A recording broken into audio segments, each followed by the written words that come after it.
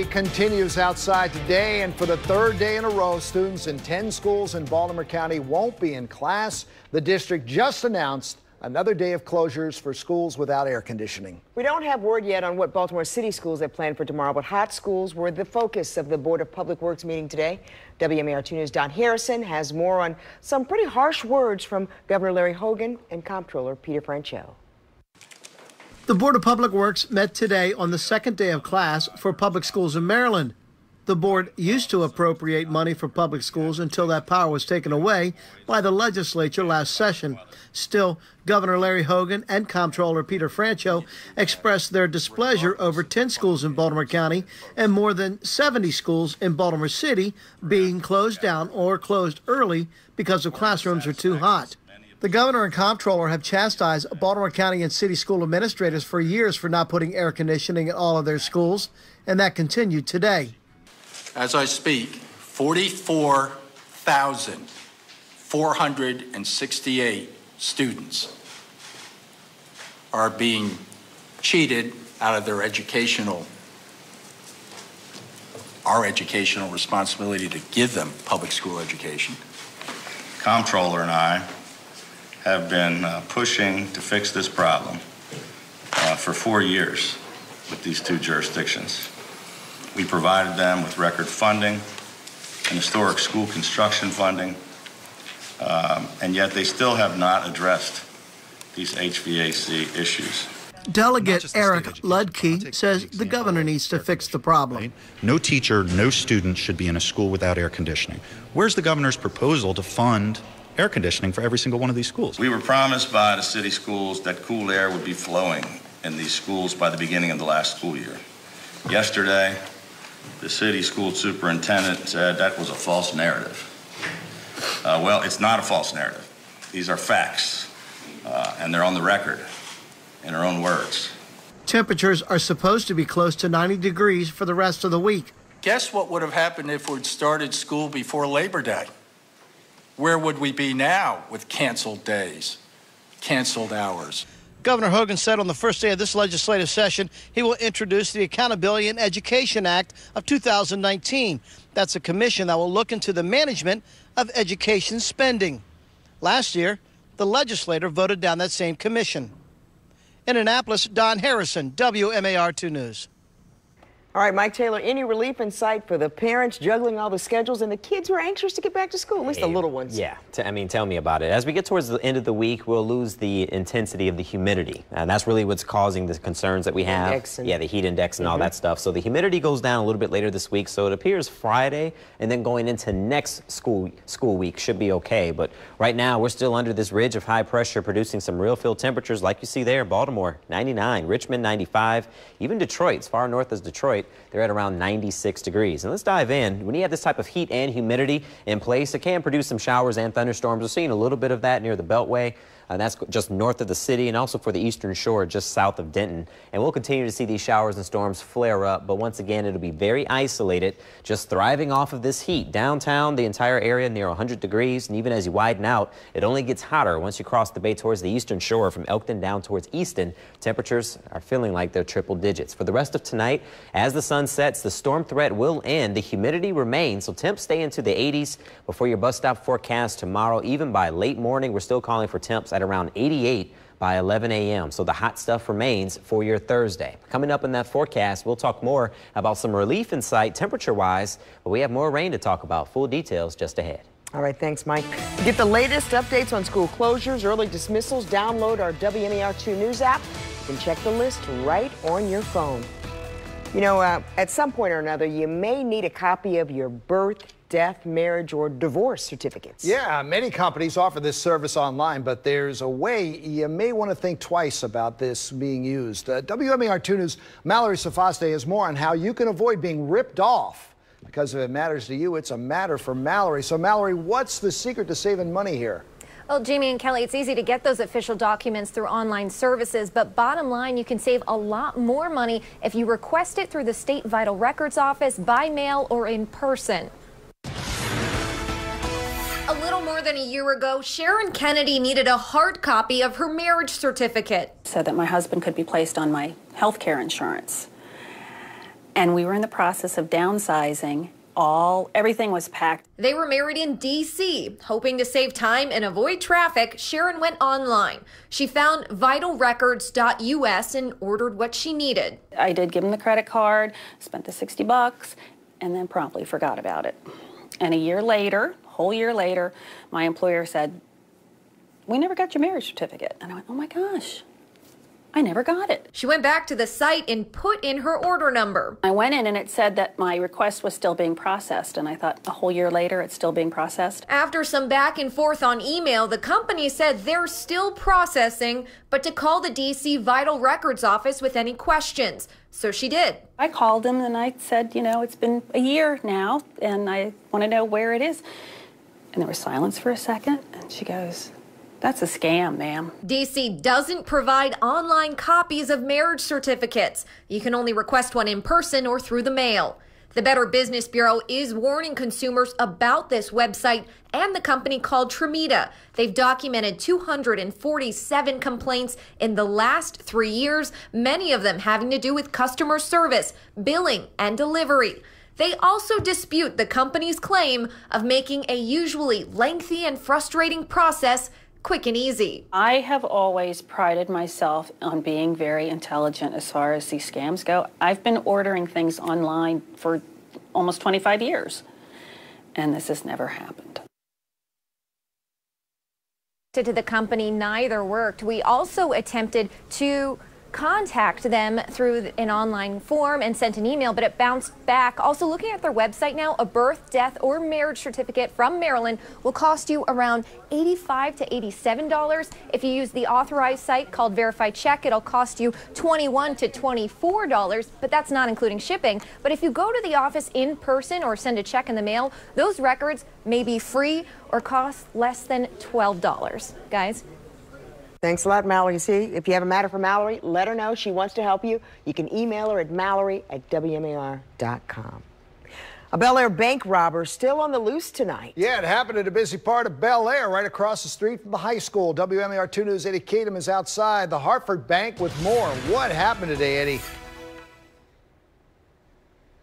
Well, Jamie and Kelly, the good news, nobody was injured, and there is a lot of surveillance cameras that got some pictures of this guy. So I went over and just talked to police a couple minutes ago. These are the very latest images of the man that police suspect is responsible for this bank robbery. You can see he's wearing a white USA Olympics hat, smoking a cigarette when he walks into the bank. He's got a backpack on, too. He takes the backpack off, pulls out a long barrel gun, points it at the teller, threatens her, and then demands money. When that happens, of course, the teller calls 911, and police arrive within a minute after that phone call. And when that happens, the bank immediately is shut down, and police arrive, and they begin their investigation. They say that he may have taken off on foot, or some people even reporting he was on a bicycle at some point during the day with silver handles. Now, once he had the money, he made for the door. This bank, it's right across the street from Bel Air High School, and the fact that an armed man was walking around so close to the school and an area with so many businesses had the school on lockdown and several businesses closed for the day. Now, obviously, school was very well in session at that time. It's a very highly populated transient area, so it did have us very concerned on the onset of just the amount of pedestrian flow, and there's a residential community right there. The bank closed down for the day after this happened, as I said. Now, some of the people were still inside. They just headed out, actually, and the school did reopen, stop that lockdown around noon today, and businesses have been told that the situation is now more handled, so they were able to reopen as well. But again, during that time, it was a very hectic scene here. Some people have been saying, again, that he was on a bicycle with silver handlebars. Police say that they don't believe he's still on a bicycle because they had several units out here, and they would have seen a man wearing that outfit on a bicycle if he was not in a crowd. So if you saw him, if you have any information or were around during that time, contact police. We have their number on our website, WMAR2news.com.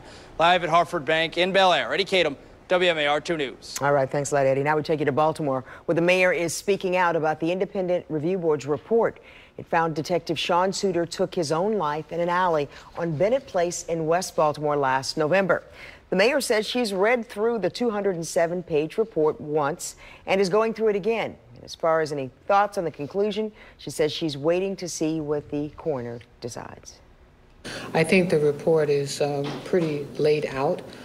But, you know, I think it also raises some questions in terms of, especially around training and some other things that aren't in place. But, you know, I really want to hear from them. And so I am going to get that review. The mayor also says she expects to see that within the next week or so. A second person has now been arrested in the kidnapping and killing of a mother here in Baltimore. Police say on Friday, Willard Williams was found in Philadelphia. He, along with Bobby Barncourt, have been charged with murder, kidnapping, arson, and several other charges related to the murder of Tiffany Jones. It was last month the body of the mom of two was found in the basement of a burned-down home here in Brooklyn. Barncourt was arrested last month and is being held without bail. No word yet on when Williams will be brought back down to Baltimore. An Upper Fells Point mom is on a mission to find out who hit her 11-year-old son with a van and sped off. In June, a yellow taxi van hit Christopher Bautista. Christopher is still in the hospital, and police still haven't found out who hit him. WMAR-2 News' Skylar Henry sat down with a frustrated mother who says at this point she doesn't want any money. She just wants justice for her son. See the new video from that day coming up right here at 6 o'clock. Well, it's been around almost a century, but will soon become history. That's right. A man-made waterfall along the Patapsco River is being removed. Why many say it just has to go. Plus, flu season just around the corner. The options this year for getting your children vaccinated, why you may want to do it now. And concern about head injuries as kids play contact sports. We're working for you with a day of answers about concussions right here on WMAR-2.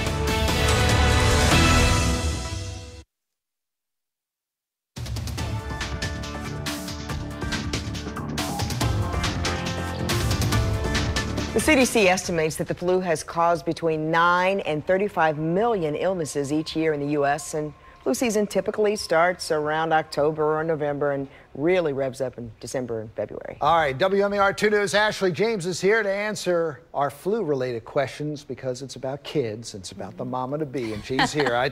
This is her new gig. I love it. I told you, it's all about kids this week. It's all about kids this week. And can you believe we're talking about flu season? Again, it's like it never stops, right?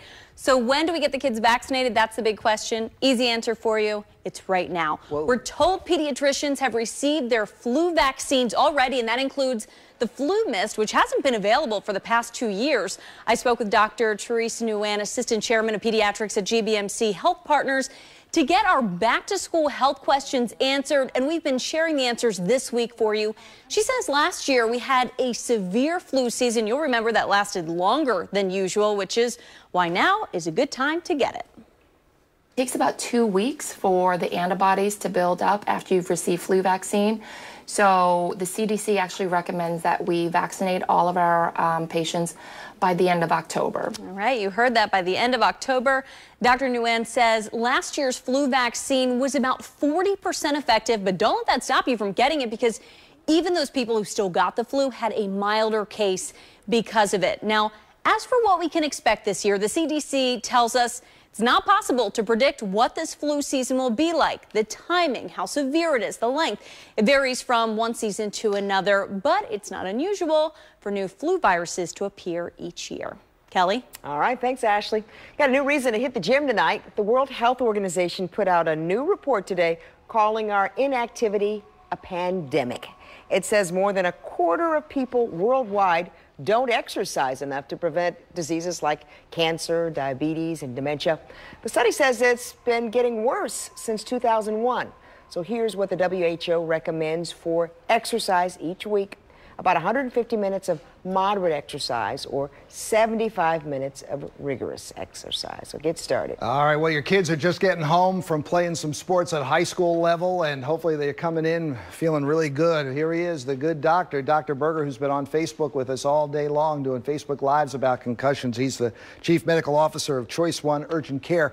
My kid comes into the house complaining of what, and I know it's a concussion right away. So first thing, you'd want to understand what sort of activity they were participating in. But if they show up and they're talking to you about that they're having headaches, they're feeling nauseous, dizzy, the lights bother in their eyes. Maybe they just feel a little cloudy or foggy. They say, Dad, you know, I don't feel quite right. Get them in. Have them come in to see us. Don't wait. No, you really want to get them in to be seen right away so that we can assess them, use the toolkits that we have now to be able to not just talk to them about the symptoms and understand what happened to them, but actually measure how well their brain is functioning, how well they're processing information, how well they're able to stand up and balance, and then be able to get them on a trajectory to get better. You know, in our day, it was having your bell rung, get back in there, cobwebs, get them all out of there. Now, man, it's serious because we're seeing it down the line. People are dying because of what they've suffered early with these concussions. Yeah, that's right. What a concussion is a mild traumatic brain injury. And people need to remember that these are the sorts of things that have very long-lasting impacts. And they don't just happen to football players, right? They happen to cheerleaders. They happen to basketball players, soccer players, other contact sports. They also happen outside of organized sports arenas, right? Kids play lots of things with their friends. Fall on a playground. That's right. All these different sorts of areas are places that people get hurt. We also have adults participating in recreational sports leagues, slips and falls. So there's lots of people who sustain concussions. You know, you always say think about football because they're getting all the headlines. The worst injury I've ever seen was on a field hockey. I saw a ball hit a girl, and she was knocked out for the rest of the year because of this darn concussion. You know what? I've been a big proponent of getting baseline. Get the kids in when they're in Little League or Midget League and have a baseline since they're, what, 8, 9 years old, all the way through high school, just to know where they're at. It's really very helpful for us to be able to assess where they are when they're healthy. And you're doing it. That's what we're doing with our new concussion management program, that we're able to assess those people before they have an injury. And then if they do have an injury, we can see where the deficits are so we can target those and focus on those and make sure that they're getting back to a safe and healthy place before we return them to those activities. Is there such a thing as a slight concussion, a mild concussion, or are they all bad? They're all bad, right? They're like snowflakes. They're all unique. They're all different. They all have to be managed with a very customized program, and that's what we're doing at Choice One. Are you finally glad that we're given the attention that this needs to be, concussions? So we've long neglected it, and now we're paying attention. It's been a great relief because now the conversation with families about concussion is different than it was 10 years ago when there was so much pressure put on us to try to return those kids to school, to their athletics quickly, right? Because they were the captain of the football team. Well, now families are starting to recognize that their son or daughter needs to stay out and needs to rest and go through a protocol like we've developed to make sure they're healthy. It's been great to have you in the house, Doctor. Thank you very much. Thank you so much. Let's take a look at weather right now. Michael? Well, the heat is still there. The showers and the thunderstorms are going to be rolling through, and only in scattered, isolated fashion, however, especially along the Delmarva as well, just east of Easton. Most of this activity is going to be very isolated in nature. In fact, it's already starting to fall apart a little bit. It's flaring up under the heat of the afternoon. Once the sun sets, we'll lose these sun-driven showers and thunderstorms. But this area of high pressure is doing what it can as far as keeping our skies relatively clear. But I'm thinking it's heating us up more so than keeping the rain away from us. And now it's also providing some railroad tracks for this system here. This is what's left of Tropical Storm Gordon, now Tropical Depression. Here's the latest updates on it, starting to weaken significantly now that it's over land. Still moving northwest at around 9 miles per hour. Eventually, it's going to hook back towards the northeast. But until that happens, it's just going to be meander for the most part, producing some heavy rain down towards the south. And in the meantime, here back at home, our numbers are going to hold steady in the mid to upper 90s as far as what it feels like. Feels like 98 degrees right now over in Highlandtown, Hillthorpe at 98, 97 around the city. We're going to stay hot. As I take you outside, you're going to see a nice day, but man, does it feel hot. Here's a look at the statistics right now. Reached a temperature of around 92 thus far. Feels like around 98 to 99. Dew point at 72. For the rest of tonight, once the sun sets, we'll lose the threat of those showers and storms. We'll go from the 90s down into the 70s. You can add about 10 degrees to this, and that'll give you the heat index because the humidity is so high. For the bus stop forecast tomorrow, a decent amount of sunshine. High temperatures will climb up near 90 degrees as early as 11 a.m. a.m. So yet the heat is going to stick around. And that 7-day forecast from Thursday into Friday will finally go down into the 80s on Friday. But here comes the rain, the showers and storms, which will linger into your Saturday as well as your Sunday, with temperatures into the 70s. And then going into next week, temps moderate and will hold steady in the 80s. All right, thanks, Mike. All right, Toyota recalling nearly 200,000 cars and possible hazard and the models impacted. And his act of kindness led to an outpouring of support, hundreds of thousands of dollars raised for a homeless vet. Where'd the money go?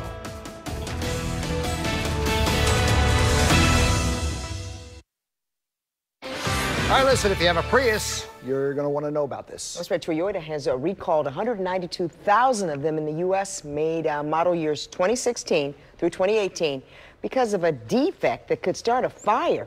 An engine wire harness could wear down over time and short out. Toyota says it'll send notices to anyone with a recalled car. Everyone gets a free fix, though. Don't think this is going to stop me. Honey Smacks. Oh, man, they are so good. Well, for this story, maybe not. This breaks my heart. We've reported on this before, but the CDC says another 30 people have gotten sick from salmonella outbreak linked to these Honey Smacks. What? We've got 130 people total have gotten sick. Dozens of people have been hospitalized in 36 states, including 2 people here in Maryland. All right, stay away from it.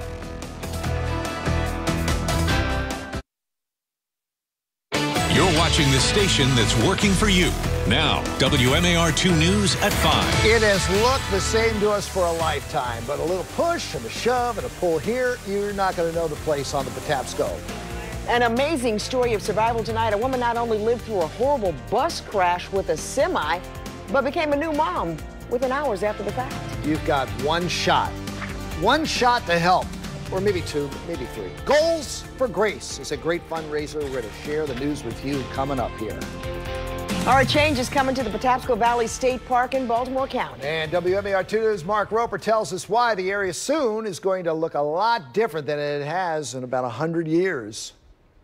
This man-made waterfall is actually the Bloody Dam. And after standing here for more than a century, its place along the Patapsco River is about to be returned to nature. Originally built in 1907 as the first underwater hydroelectric dam in the world, several local, state, and federal agencies have different plans for the dam. Blasting, hammering, and blasting. The dam's days are numbered. It's about to be blown up. We'll bring equipment out, and it will mechanically eat away at the dam. So it's a hammer that busts the dam into small pieces. And then we'll take the pieces out of the river and load them off-site. The Bloody Dam became useless as a source of power for the area after its first 20 years. But many say the negative impact it's had on the surrounding environment for the last 90 years is why it has to go. Removing dams and creating fish passage is not only good for all of the fish and the aquatic species that depend on it, but the economy, as you very well know. It's amazing the flooding that it will prevent. And while the cascading water looks inviting, the dam also can be deadly. We've had several deaths here. The last one probably was 2015, but over the years, for the last few decades, we've had some deaths that have occurred. We've had some injuries, so we want to make sure safety first. But once the Bloody Dam is gone for good, there's hope for something better. As a Marylander, I am particularly excited about this. I have had the good fortune to fly fish this river, both below the dam and above the dam. And I can tell you, I can't wait until next summer when I get to come back here and fish this stretch again. At Patapsco Valley State Park, Mark Roper, WMAR2 News. That's some news. All right, the cleanup continues in southwest Baltimore months after summer storms. Yeah, leaving residents to pick up the pieces and city officials working to help out. On Memorial Day and back in July, Frederick Avenue was hit with some massive flooding. And today, city leaders met to discuss the work being done in the area. Officials say over 150 homes were impacted by the flooding. Many roads, yards, and basements destroyed. Local, state, nonprofits, and faith communities have since partnered to help with some of the recovery efforts. While the flood has been a disaster, it's been a great opportunity for us as churches and the broader community to come together in ways that would not have been able to happen had we not had this crisis. City leaders add that plans are underway to improve water flow and to help the community to be more prepared in the event this happens again.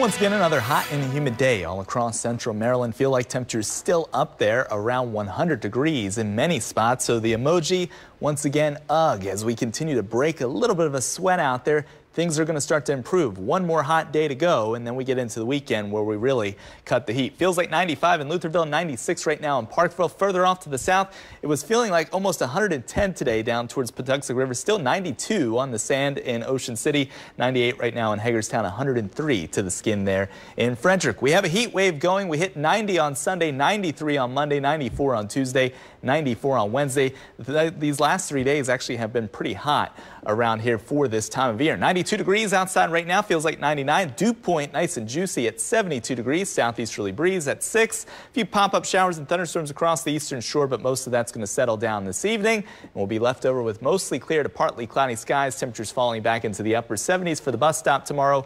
It's shorts and tees once again. Still humid out there, but some late day showers and thunderstorms. And then a break in the heat for the weekend ahead. We're talking about a little bit more rain as well for the Ravens. We'll talk about that in just a few minutes.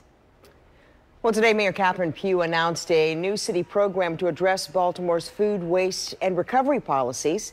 The city has been awarded a $200,000 grant as part of the food waste recovery strategy. So what the goal of this program is to reduce food waste with the help of their Save the Food campaign. They're going to take unused food from businesses and distribute it to people in need, and they will help build a local economy through composting. People call the product of food composting is often called black gold. I mean, it's a really valuable product when you're using food waste and leaves and trees and other scraps, and that can be sold. The city's plan aims to reduce commercial food waste by 50% and residential by 80% by the year 2040. All right, right now, police in Baltimore are looking for this man. He is 80-year-old Joseph Crest. We haven't seen Joseph since July the 31st in East Baltimore. He is said to have dementia. So anybody with information about Mr. Joe right here, call 911. A Severn man will spend the rest of his life behind bars for Annapolis murder. 21-year-old Jamari Boykin was sentenced to life in prison for first-degree murder of Sean Crowdry. Crowdry was shot 13 times as he sat in a car on Tyler Avenue back in June of 2016. Boykin's DNA was recovered on a mask found near the scene. He also faces 25 more years for a firearms violation. This story definitely a miracle following a terrible crash. Marcy Gonzalez has more on how a woman pregnant with twins made it out alive.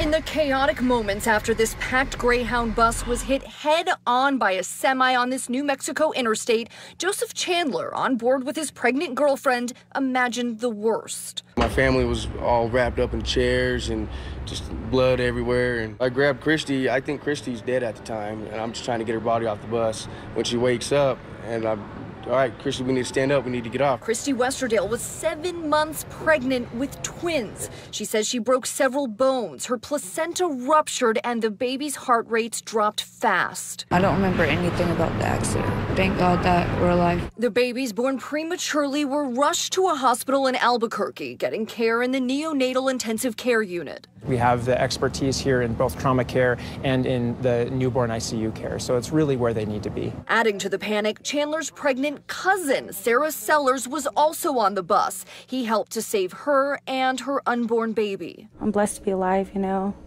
I don't know how me or my cousins, my daughter, the twins, I don't know how we made it out like that. And GoFundMe pages have raised more than $10,000 so far to help pay for the ongoing medical care for both women and the twins. Marcy Gonzalez, ABC News, Los Angeles. It was a must-stop spot at the Inner Harbor. Grab a piece of fudge, listen to the sounds of the sugar stirs. But after 33 years, the Fudgery is closing. The profits were just not there anymore. Oh, fudge. I heard in the back. Right in the back. Fudge. Drew Hill and Cisco, of course, made big names at the counter, making fudge and singing their hit tunes. Now listen, the founder, A.C. Marshall, came out today. I love this. He thanked James Rouse, the late James Rouse, and Mayor Schaefer for their vision. So this Sunday, the Fudgery will ring the bell one last time at the close of business. And they're inviting everybody back. So there'll be a lot of fudge to make and a lot of tears to be mixed in with ending of an era. That is it. All right, today was a hit for the Cleaning House sidewalk sale. Yeah, people got to shop for antiques, collectibles, and one-of-a-kind items, all while helping the House of Ruth. Good cause. Love to shop. The event is in its 28th year, and this year, the community did not disappoint. Many came out to shop as early as 8 a.m. to score some great deals on things like some very unique jewelry and props from the House of Cards set. With all the proceeds going toward the House of Ruth, which seeks to get women away from domestic violence situations and their children. As a board member of the House of Ruth, I know how much the money raised from the sale will benefit their programs and services and the many people that benefit from all that House of Ruth can provide. This is a big event. It's held every year on Wednesday after Labor Day, so mark your calendars. Now is the time so you do not miss out next year. How would you like to take a shot against a former goalie for the Baltimore Blast? For $1 a shot, you can do this Sunday in Harford County. That's right. The Goals for Grace fundraiser is raising money for sick kids and their families, and WMAR2 News' Megan Knight has this story. This is a dream come true for 11-year-old Colin Mackey, getting soccer tips from Baltimore Blast goalie William Vanzella. Colin loves soccer. He's been playing it almost all his life. I just love the competitiveness, and it's fun to work with a team, but also have friendly rivalries with other teams. He's using his favorite sport to draw people in for a fundraiser. On Sunday, September 9th, he and the rest of the board members with We Can Serve are hosting Goals for Grace at Harford Sports, named after We Can Serve founder Grace Callwood, and benefiting the We Can Serve Pediatric Patient Assistance Fund. Goals for Grace is basically all about helping sick kids who can't afford or have as much fun that we can. The fund helps to cover expenses for sick children and their families at Sinai Hospital. When Harford Sports owner Danny Taylor heard about the fundraiser, he didn't hesitate to get on board. But showing kids that there is hope and there is a chance for survival and to support the parents that have to go through this. Vanzella will be signing autographs at the event. He says giving back to the community is part of being a professional athlete. I wanna set the example, and I wanna be the person that the kids are look up to and following my leads. Goals for Grace will be a penalty kick shootout, $1 per shot. The top scorers will take on former Baltimore Blast goalie Phil Saunders. For information on how to register, go to WMAR2news.com. Do that? No, I can't. All right, the Orioles will be sporting a new uniform for an upcoming game. The reason for the move and what their jersey is going to look like. And as forecasted, Gordon slammed the golf coast, the problems it caused, and the big threat now from the storm.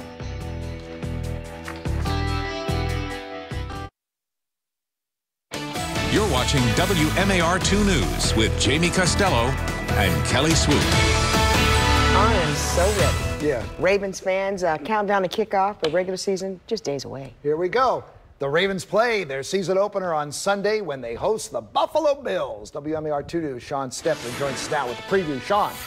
Hey, guys, it's one of the best times of the year. Real NFL football is back. The Ravens officially beginning their normal regular season game week preparation today out in Owings Mills, hopping on the practice field to install the game plan for game number 1.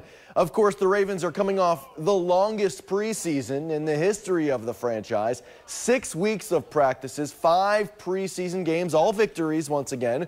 And now the real challenge begins. After missing the playoffs for 3 consecutive years, the road back to the postseason starts in just 4 days.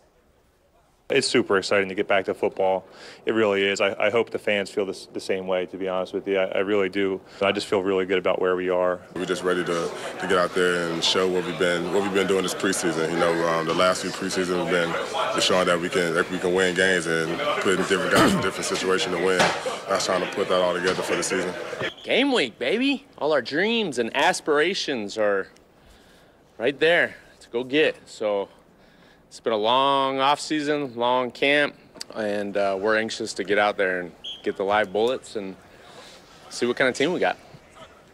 The team is relatively healthy. The only 2 players not practicing today, rookie tight end Hayden Hurst, who is recovering from surgery for a broken foot, and Willie Henry, who had surgery for a hernia. Sunday's game should tell us a lot about this year's Ravens team. Buffalo expected to be among the worst teams in the National Football League. The season opener kicks off at 1 p.m.